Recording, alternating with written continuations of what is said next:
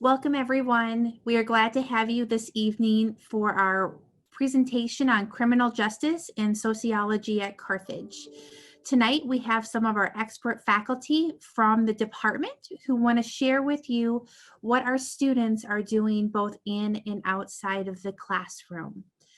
If you are new to webinar, you are welcome to use the chat feature, which is at the bottom of your screen. Please note that if you do ask a question within the chat feature, that is public, but there's also the option to ask a question privately within the Q&A section. The faculty are going to share with you first information regarding the department and the majors. At the end of the presentation, we will open it up for the question and answer. We wish that we were able to host you on campus in person, but until we are able to do so, we are glad that you joined us for this virtual event this evening.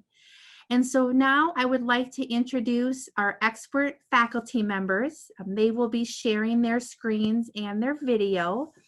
We have Professor Matthews, Professor Zope, and Professor Seymour here to speak with you this evening, and we're glad that you can all join us. Welcome. Hello, everybody. All right, so my name is Professor Zofe, and we have Professor Seymour here. I think Professor Hilson will be joining us in a little bit, and we also have Professor Matthews. I'm going to go ahead and share my screen, which will give you a little bit of information about the criminal justice program and the sociology program here at Carthage. And I think we'll start with the criminal justice program. So let's see. All right.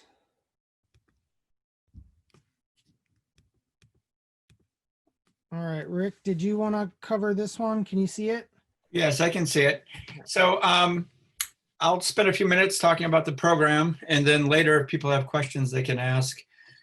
Questions they might have about the program or the opportunities that we have for students. But the criminal justice major is actually housed in the sociology department, but it is an interdisciplinary major that's taught by people in sociology, political science, and then we have some professionals working in the criminal justice system that also teach some of our classes. For example, our courts class is currently taught by a defense attorney, and we have two Kenosha police officers who teach courses for us. The major itself has two tracks within it, so students can specialize in the criminal justice track, which is the one that most people choose. That's designed to prepare people to go to work directly in law enforcement and other criminal justice agencies. And then we have a pre-law track, and the pre-law track is designed to help prepare students to go on to law school. We designed the major to be flexible, and so students oftentimes have double majors. They will double major with political science, Spanish, psychology, sometimes computer science or natural science, but it's a flexible major that allows students to double major if they so choose. And then the last thing that I wanted to mention is the internship possibilities. And so there are two ways that students typically take internships. They can take an internship for credit or not.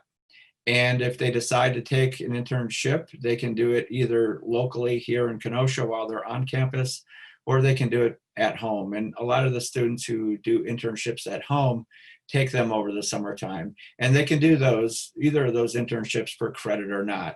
And the maximum number of credits you can take for an internship, I believe, is 8. So some students take 2 internships, and I actually had a student one time who ended up taking 3 and didn't count one of them, but she was very interested in doing as many internships as she could.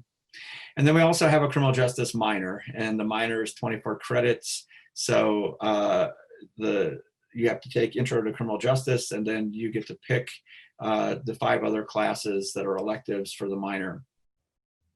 And I just wanted to add to that, Professor Matthews, myself, Professor Seymour, all of us in the sociology department also teach classes in the criminal justice department as well. And so what you'll notice is that a lot of the classes that we teach sort of build upon each other. And as Professor Matthews mentioned, we also have professionals in the field teaching our policing class, our courts class, et cetera. So it's really, as he mentioned, it's a really diverse set of faculty members teaching classes, and you get to kind of experience a wide range of topics.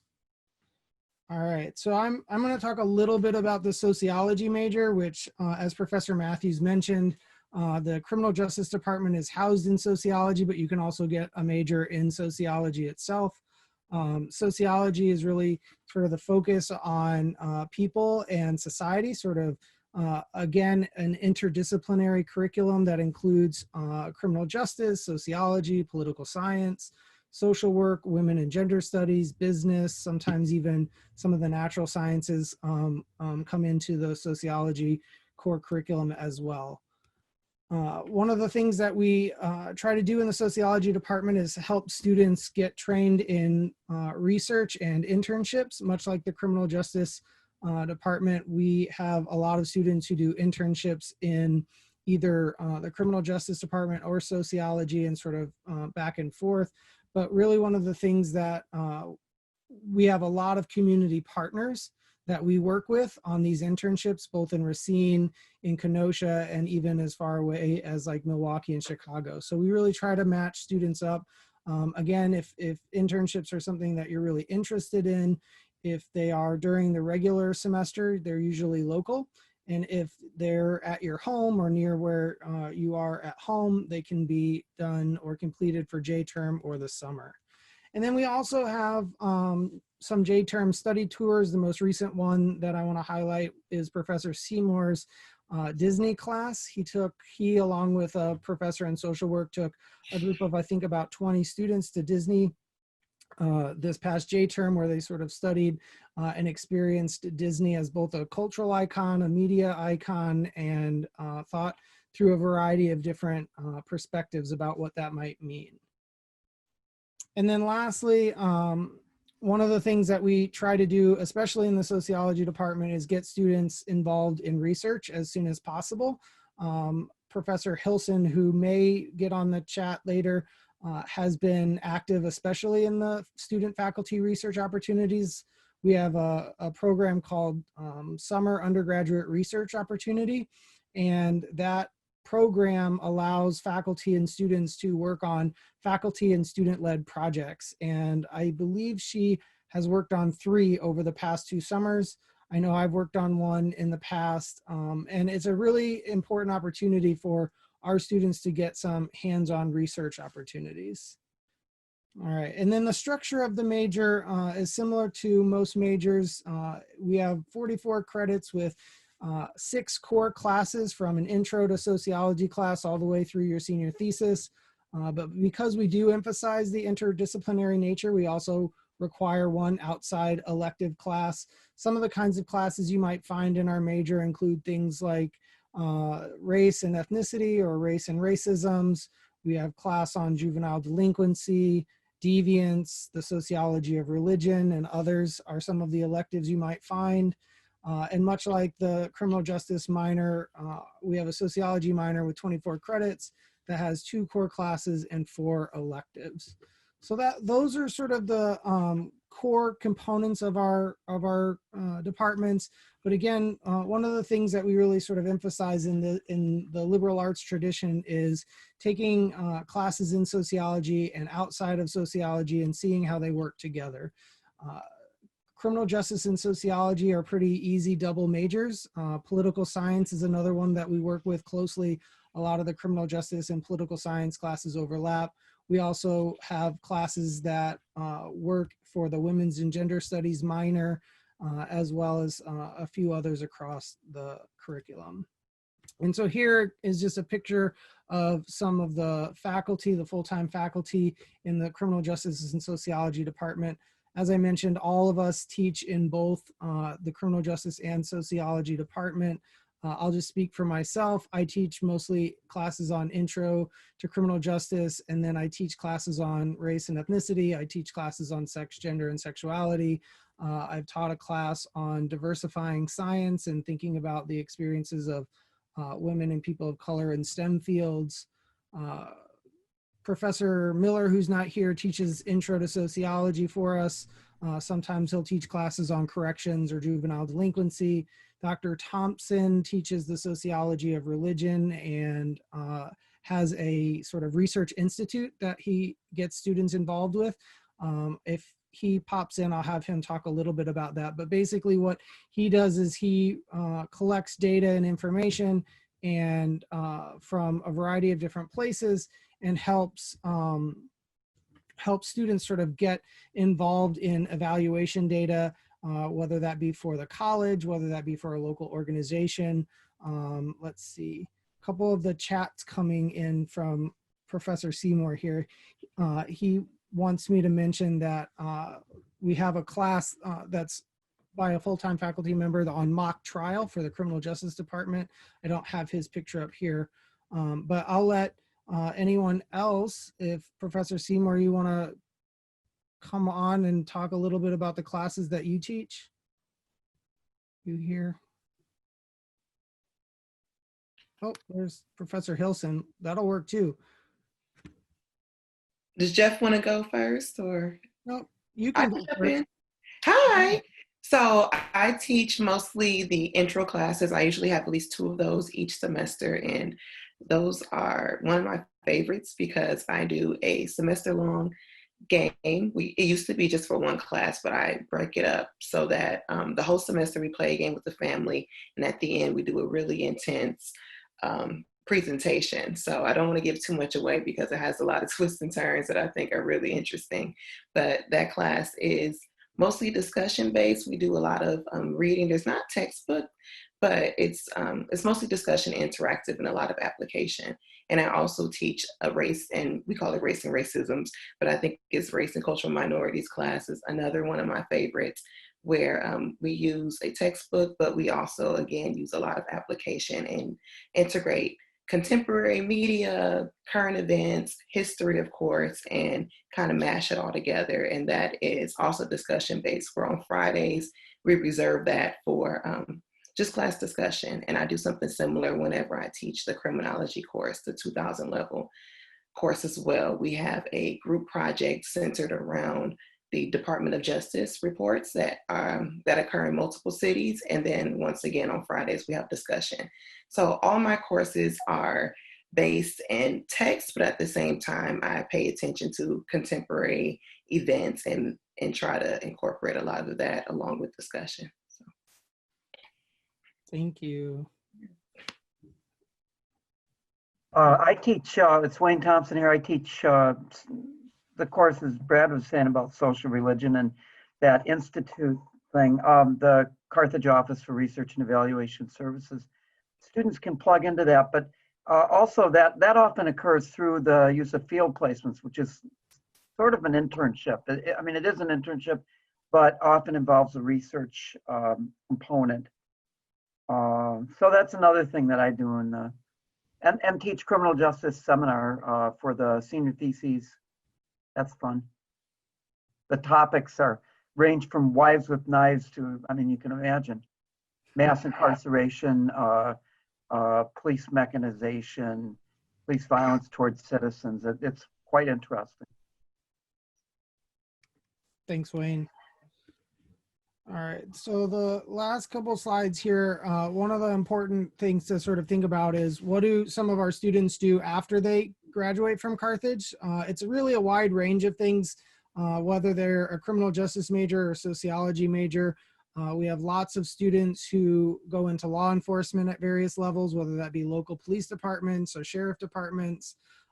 We have a lot of folks who go into law school or pursue some sort of legal degree, whether that be paralegal or other office work in legal occupation. We have folks who work in government agencies and offices. Of course, there's the business sector, nonprofit, and education.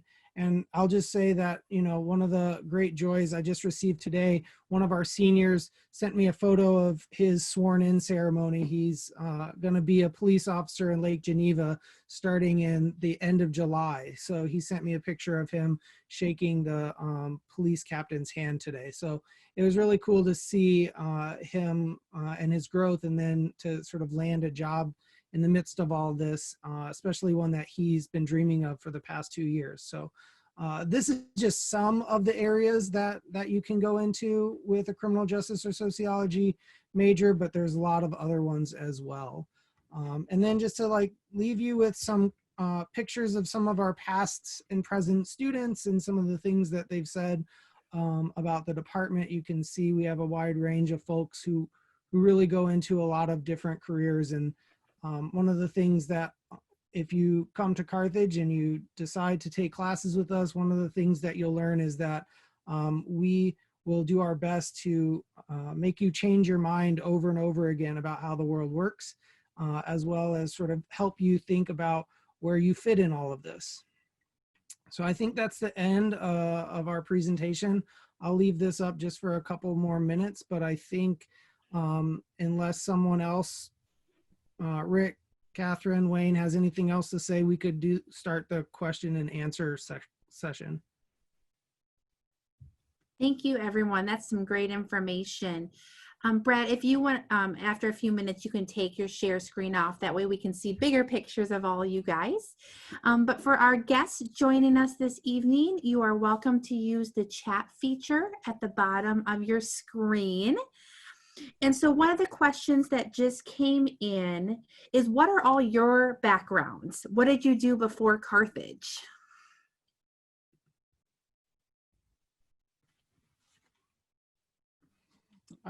I can start. So to be honest, I started at Carthage. I was an undergraduate at Carthage and graduated from there in 2006. So I am a proud Carthage alum. I think, Wayne, you're also a proud Carthage alum. And this place just seems to bring me back over and over again. And after I graduated from Carthage, I went to graduate school and lived in Chicago for about a decade, finished my PhD and came right back. So like I said, this place, just like the waves of Lake Michigan that just keeps coming, it just keeps bringing me back. So that's my story. Yeah, you know, I had experience at Carthage. I have a daughter who's a junior in nursing, is going to be graduating next year, is excited about coming back and having her senior year in nursing. And so a lot of deep ties. Have been there a while, but before I was a professor, I was a church researcher. So I worked for the Presbyterian Church in New York City as a researcher, and the ELCA Lutherans as well.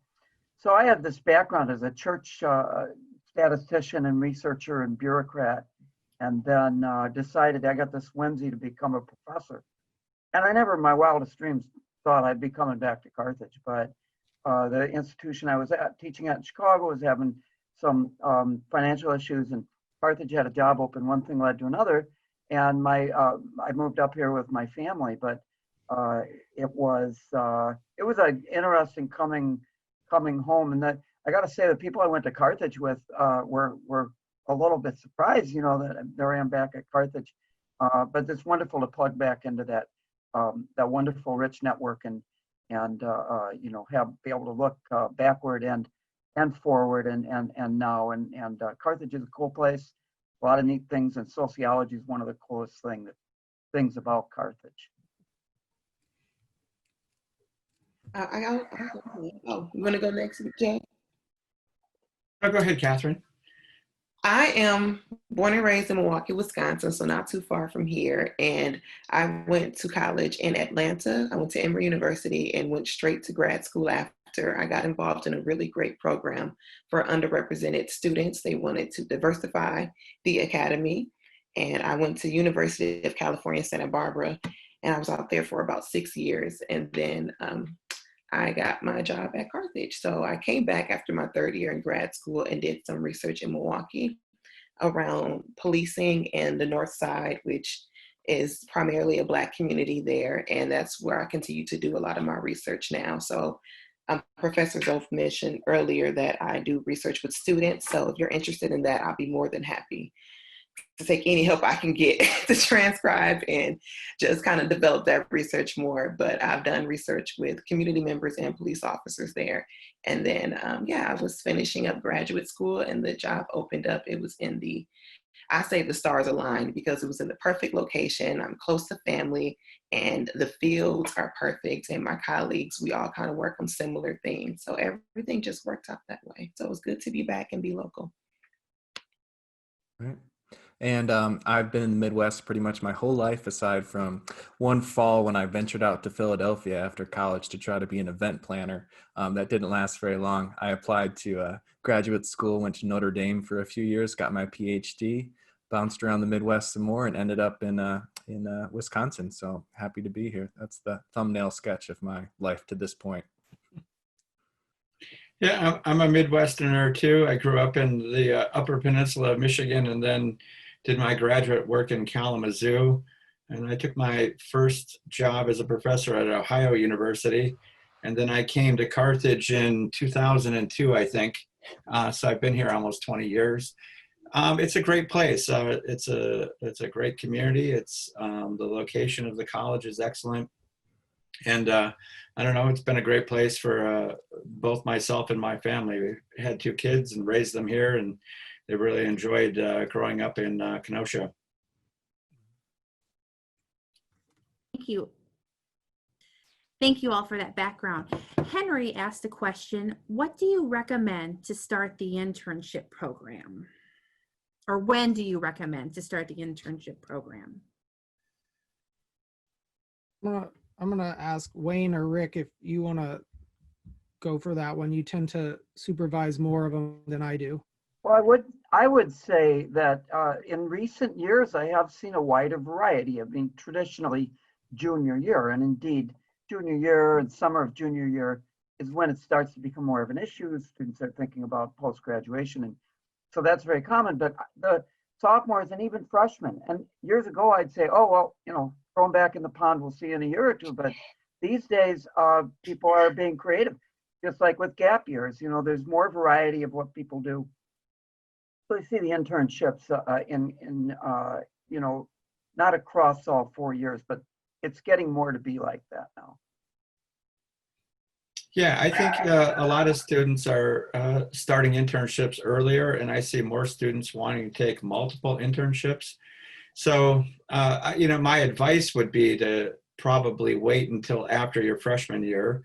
But you could take 2 internships, and there's room in the schedule to do that. And you could do one at home and you could do one here. And there's really just a lot of opportunities in our field for internships. And we've placed people all over the state of Wisconsin and Illinois, with local agencies, with federal agencies, with law enforcement, the courts, you name it. We've had people do a lot of different kinds of criminal justice internships. So if you're interested in doing that, talk to your advisor early on and start planning in your course schedule when you want to take your internships and whether you want to take them for credit or not. Thank you. A student has asked, what are some examples of some research that Professor Hilson has done? Well, currently I'm working on research where I collected data from police officers, African-American police officers at different ranges. So some are retired, some are currently active, some are detectives. I can't disclose, of course, their information, but that's what we're doing the short program this summer. That's what she'll be working on. So we're kind of at the beginning with that, still transcribing. So it's a great opportunity to get in and develop some of your own lines of inquiry. And I hope to develop that into some sort of manuscript. But before, I use the data that I collected from community members. So I specialize in qualitative research and I collect data from focus groups. So I held 8 focus groups during my dissertation, and I have those transcripts. And of course I wrote some up for my dissertation, but the data is so rich where it can go lots of different ways. So that's another project that students can work on as well. But I'm open to new projects, but mostly things have to do with race and policing. Those are my specialties. Thank you. Kirby just asked, what do you want students to take away from your classes? I can take this one. One of the things that I tend to emphasize in my classes are data reasoning skills, in particular being able to read and understand what data is and where it comes from and what does that data mean. Not necessarily having to understand difficult statistics or anything like that, although we do in our majors have classes that allow you to explore that as well. But even just being able to read graphs and charts in local newspapers, in magazine articles and blogs that you might see, because we live in an age where we are completely inundated with information. And my hope is that when you are done with my class, or if you say in the major, done with all of our classes, you feel much more confident in knowing what's good information, what's not so good information, and what's maybe bad information, and to feel, again, confident and comfortable with that. That's sort of what I try to focus on in some of my classes.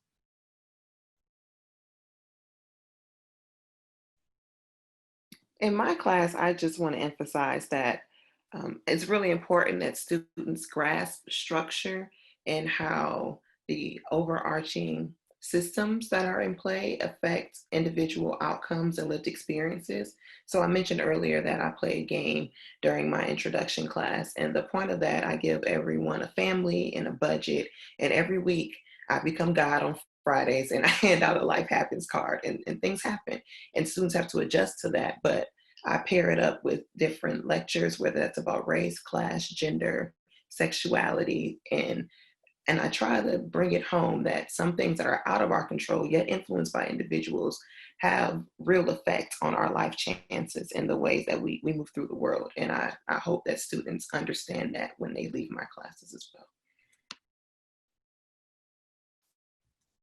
Great. I think, Go ahead. I'm sorry, I'll be just brief. I want to throw in there that what I like students to walk out of classes with is, of course, broader understanding of the world, but a thirst and hunger for learning more, and optimism that they can make a positive difference in the lives of others. Then I think we've hit the mark. Right. And I'll be brief here too. Something that I hope all my students walk away from, or at least begin to cultivate, is a sense of purpose, of why are we sitting in this classroom, even though we're not always sitting there, but figuring out I'm not just in college because I'm supposed to, but what am I supposed to be grasping here? What am I supposed to be thinking about? What can I look forward to next? So that spark to be able to not just check off a box for a class on your way to some piece of paper, but to really be reflective. Like, why am I here? And what's the point of all of this, is something that's become, over the past few years, an increasingly popular theme in my classes too. Excellent. Big theme in my classes is the sociological imagination. And I want all my students to develop their sociological imagination, which is the ability to see themselves within a particular social context. And so, like Professor Hilson said, social forces affect people, and they affect people differently depending on their circumstances. And I want my students to walk away having a greater appreciation of how those forces affect them and how they affect other people. Thank you. One question that just came through is, for students who wish to work at that federal level, the FBI, is there a path that they can get started on here at Carthage, or what have students done in the past? Yeah, I can handle that. I get that question a lot. And so it really depends on what you want to do. And if you want to go into the FBI or the Secret Service, those jobs, I'm just saying, are very competitive, and they're not always looking for people with criminal justice backgrounds. So because they're looking for people who have the ability to do computer forensics, accounting, foreign languages, and things like that. So we've had 2 people in the time that I've been here take federal jobs that I know of. One took a job in the ATF, and the other one took a job in the Secret Service. And those 2 students had a lot of things in common. They were honor students. They were heavily involved with extracurricular activities. And they both waited a couple of years after they graduated to get those jobs because they're so competitive. And I'm not trying to say that it's impossible to get those jobs, but they're highly desirable. So if you're interested in doing something like that, I would really encourage you to get together with your advisor early on and start talking about ways to enhance your marketability for those kinds of jobs. The FBI's website, for example, has a nice part on it that tells you the kinds of people that they're looking for and the kinds of jobs and skills that they need. And so it would be, I think, a good idea to take a look at that and then think about the possibility of a double major. So the last thing I'll say about it is the most recent person I worked with double majored in computer science and criminal justice and wants to do like forensic work with computer crimes. So kind of leading into that, Professor Matthews, are there majors and minors that you see intertwining with criminal justice and sociology that tend to work really well together? Yeah, so there are some majors that I would say they have a lot of overlap, and I would say that they're okay, but they're not great. And I'm not disparaging any major, but my view is that if you want to broaden your marketability, then you should pick a second major that's outside. So a really good double major with criminal justice would be something like another language, computer science, accounting, even in the natural sciences. I had a student who double majored in biochem and criminal justice and now works in a forensics lab. Those are the kinds of majors that I think expand students' horizons, but that's not to say that a double major with like psychology wouldn't be useful. It would be a good major, a double major too, but I think that there's some overlap between criminal justice and psychology, if you know what I mean, in terms of the courses and how we look at things. So I always encourage students to think about broadening. And the last thing I'll say about it is, like, we had a student one time who had a double major in criminal justice and Spanish, I believe. And she ended up opening up her own company to do interviews for local police departments because she was so fluent in Spanish. And so she never ended up working in the criminal justice system per se, but because she had that skill set in both areas, she was able to open up her own little company, and she's doing quite well. That's awesome. Thank you for sharing. So how are you all working with your students during this remote time? What ways are you finding to engage with them? I can start. So this remote time was kind of thrown at all of us quite quickly. And so there's probably a range of responses that we'll give here. But for me, one of the most important things to do was to reach out as much as possible and set up individual phone calls or Zoom sessions or some other way to contact a person individually, because it's easy to disappear when you don't get to see them in class every day or every other day for weeks on end. And so as you get to know students and you get to know their tendencies, and we do get to know our students. We're a small department, it's a small school. We tend to have classes of 20 to 25 or less, and we tend to get to know all of our students pretty well. And so one of the things that I did was, in the first 2 weeks, I set aside Fridays to do individual video chats or phone calls with my students. And so students signed up for a 5-minute phone call. I just checked in. It wasn't about course content. It wasn't about anything related to the class. It was just, how are you doing? How are you managing? Is there anything that's going on that I need to know about or that I could help you with? And that really helped at least for me, helped me really understand where students are at with all of this, because I know that every student is going to be in a different position and going to feel differently about what's going on. And so it allowed me to take some good notes. And one of the things that I did was I started keeping track of which students needed what kinds of things. And so then that was the easiest way for me to stay engaged with students. I didn't do a lot of live lecturing because not everybody can make that. So I did an optional live lecture after those first 2 weeks on Fridays. And then I continued to just phone call and video chat as much as I could. And I think that worked well for most students. I would like to follow up on that. I think the great thing about being sociologists is that we kind of come into the world understanding that people are situated differently. So taking that into account and trying to realize that everyone is going to remote learning where people are glued to a computer for hours at a day. I had to adapt my classes and my expectations and my assignments and make them more manageable, but also meaningful. So one thing I did was create a COVID-19 reflection.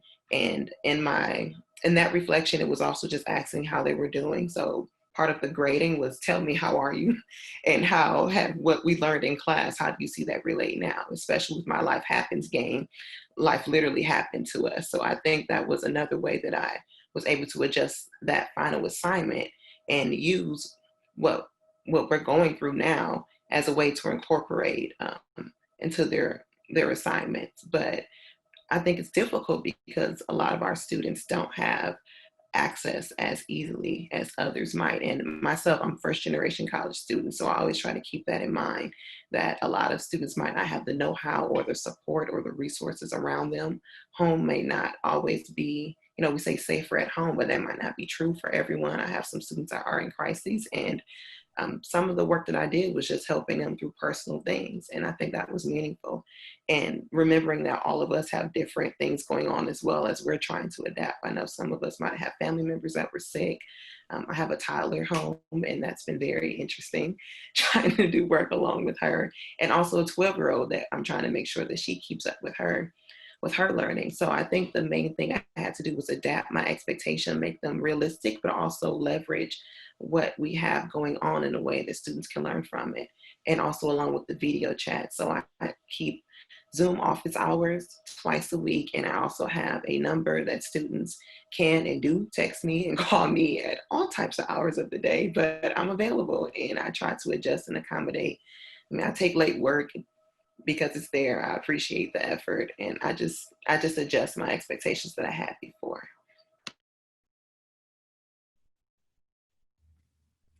I just try to stay as available as possible. I agree so much with what my colleagues are sharing, and that there are differences between students. Some students have had crises during this time and have even become homeless, and so there's quite a variety. For the students that do have digital access, they taught me a lot of things. So first thing, I didn't know a lecture, what do you do? So I got the students to go do narrated presentations, narrated slides. And then the students taught me, just do like videos, we can do videos, and one step led to the next. And all of a sudden the students took over the control panel. It was great. And we had a nice transition there that I did not know how it was going to work out, but it worked out pretty cool. The students sometimes feel isolated, just like the faculty as well. So the first thing that I did, and it worked out so well, we did it a number of times, was we could do everything with lectures and all that, where they could just listen to it on their own. So we used the class time and just went around and how's everybody doing? It was amazing, the support that poured out from the students to each other and some of the situations that they were dealing with. So that's what I learned in distance learning. And I like the face-to-face model, but I feel like the distance learning is going to be with us now. Looking forward, it's not going to be just face-to-face, but I like that as a primary thing. But the distance learning, that's a kind of a new journey. So, as we are wrapping things up here, we've had a lot of great questions. One of the questions I would like to end on is, what makes the Criminal Justice and Sociology department different or unique from other schools that the students may be considering? You're looking at the 5 or 6 or 10 folks that make the sociology department unique and different. All of us, as I think you've noticed, we all work really well together as a department. We are in good communication. We know how to teach off of one another's strengths and pick each other up when there's something that's not working so well in the class. But also just we bring so many unique and different talents to the classroom. I think from the earlier question when we were asked, what do we want students to walk away with?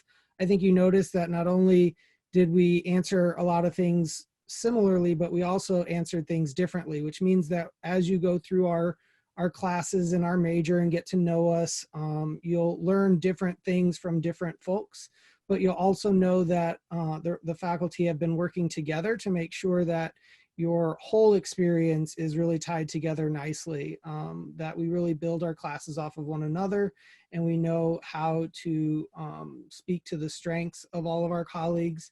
And then the last thing I'll say is that we get to know our students really well.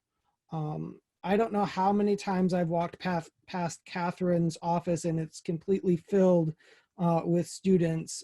There's like 15 people out the door. There's a bouncer knocking people out. Like we get to know our students and we don't turn them away. If you need something and we can help you with it, we will, and we do. If you need something and we can't help you with it, we still somehow find out a way to help you with it. I had a student, as Catherine mentioned, I had a student in one of my classes and her home environment was not conducive to learning remotely. And Dr. Hilson and I and a few other people took it upon ourselves to get that student back onto campus, to be in a safer environment for her, and she's thriving.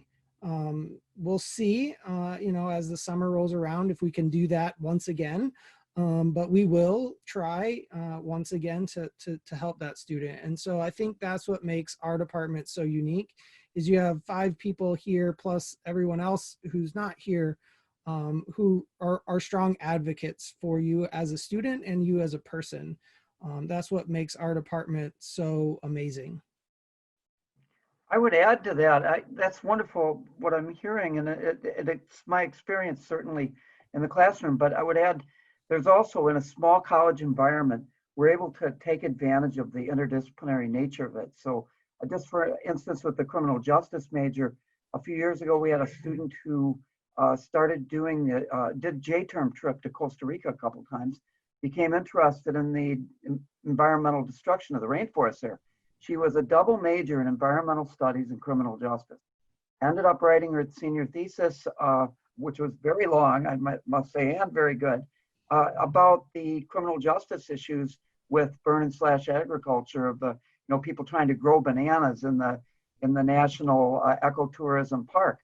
Very interesting stuff. So at Carthage, we can work across disciplinary lines to help students. We had a sociology major a number of years ago who became a podiatrist and now is getting a master's in public health and helping people with diabetes issues in inner city environments. And so you can really be creative in a small liberal arts college here because we work outside of our own silos pretty well.